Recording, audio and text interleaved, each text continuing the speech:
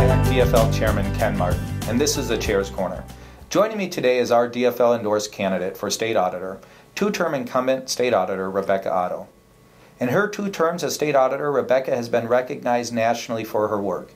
She was elected President of the National State Auditors Association, and she was named one of the 15 most influential professionals in government auditing at any level by the Institute of Internal Auditors. The 180,000 member worldwide organization of the auditing profession has praised Auditor Otto for her leadership, courage, and integrity. And in 2009, Rebecca received the National Excellence in Accountability Award. Thank you so much for joining me, Rebecca. My pleasure. Really appreciate you being here. Thank you so much for your nationally recognized work and everything you've done for the Auditor's Office. Can you briefly describe for us the duties of the State Auditor and what you've really enjoyed about the work? Well, I love the job. Yes. And, you know, you're providing oversight of about $20 billion spent per year by all of our local governments, short of the schools, but at cities, counties, townships, special taxing districts. And what we do is we make sure that that they're following the laws when spending the money. We investigate if there's misuse of public funds. We do a lot of education to help them be good stewards of public funds.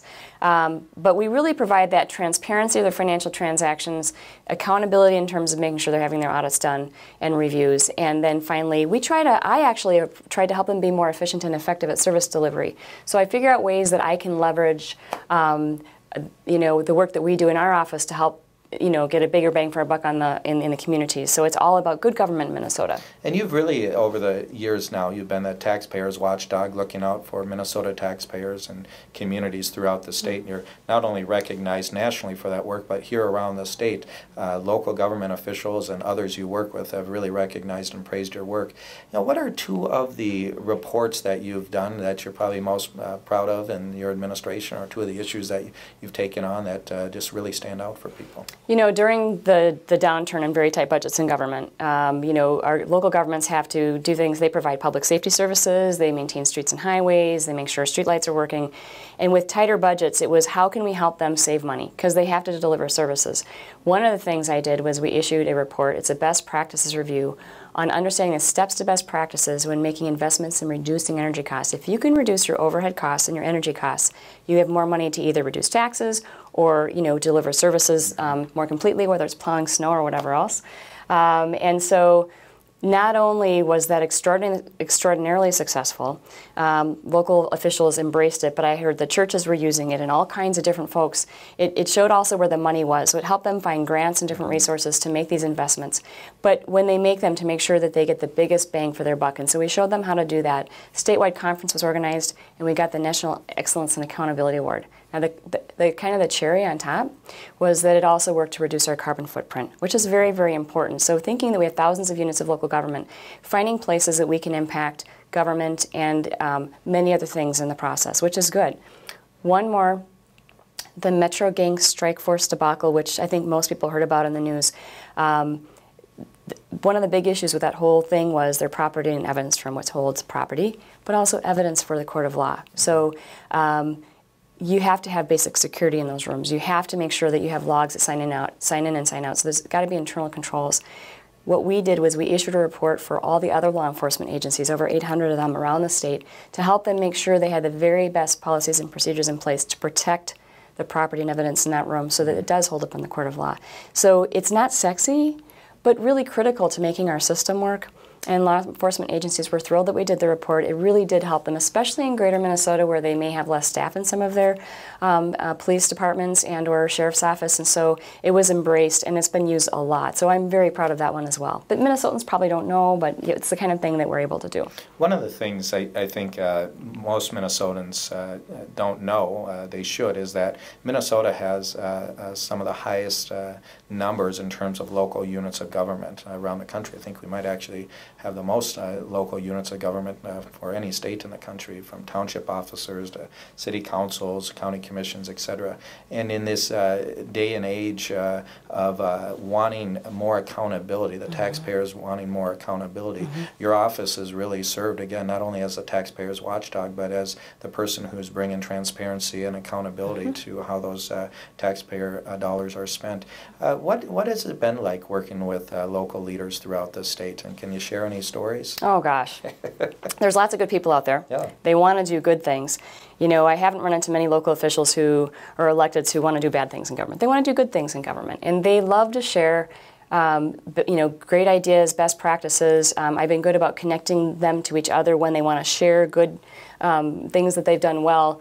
And so when they contact me and say, is there any way you could produce some educational material on this? Is there any way you all can do something on this? I'm very responsive, so I think they've really appreciated that. I think that one of the biggest things I've gotten over and over and over from local officials is I'm not reactive in my job. I've been proactive and preventative with them. So I'm trying to help them be successful in the first place when spending and handling taxpayer dollars rather than just catching them doing the wrong thing and then bonking them over the head to get a headline for me. So I haven't played the political partisan game in the office. I've been, you know, nose to the grindstone, doing my job, working to help them be successful stewards so that hopefully we don't have negative headlines about bad things happening in government. Now, one clarification. Sometimes people contact the office and say, you know, my community's putting in a golf course. We don't like golf. Why are they doing this? It can be very legal, and my office can't stop them. But if people aren't happy with a local decision, that's an issue for election time. Right. And so we always explain to people who call as well how the whole process works. But we're really there to help answer questions from the public, local officials, media, anybody that calls, educate, and help people understand their government. Because I'll tell you, when people can trust their government, they support their government. And so that transparency, accountability, and efficient, effective government all tie into our ability to trust our government. And so that's what I do on a daily basis. And we have a legacy of good government in the state. And I'll tell you, serving at the national level with my peers, we have a legacy of good government, and we have a reputation that way, and it's for a reason. I think we may take it for granted sometimes because I've seen really bad things happen in other states, but I don't want us to be that. I want us to be the leader in the nation in great government. Well, and you've certainly approached your job that way in a nonpartisan manner. While you are a DFLer, there's no doubt that the way you've approached the job is to make sure that, again, there's accountability for all people in Minnesota, and we really appreciate how you've approached that work. And one of the things, though, you are a DFLer, as I mentioned, and you've been endorsed unanimously now twice by the DFL party, and you've carried the banner for so many years and one of our highest vote getters on the ticket. You talk a little bit about what it means to you to be a DFLer, just generally. You know, as a Democrat fiber labor, you know, we care about the common good. We care about good, sound fiscal policy. We don't like regressive, you know, taxation. That whole property tax thing where the state was dumping its deficit onto our property taxes brought on a perfect storm came on with the housing downturn, and it really hurt homeowners. We don't like to do that in the Democratic Party, and we care about farmers and farming because they, you know, they provide our food, and we care about people making decent wages and having good benefits and being able to live a great life. We need a very strong middle class, and I've always bbelieved in a strong middle class. I grew up in a union family. Yeah. My parents are retired today. I have great comfort that they've got a pension. And it's but for if they hadn't had the union, they wouldn't have that pension today. Right. So I mean, there's so many things that we stand for that are critical to vibrant communities in a strong state and a great economy, and that's why I'm a Democrat. We care about our old, we care about our young, we care about, you know, everybody. So, and I think that's the way it should be. Well, it's the old saying that Paul Wellstone used to say, that we all do better when we all do better, and I think that obviously equates to the work you're doing in the auditor's office too. The idea that when all of our communities are doing better and they're all governing responsibly and they're all looking out for spending taxpayer dollars responsibly and in a prudent manner, then our whole state does better.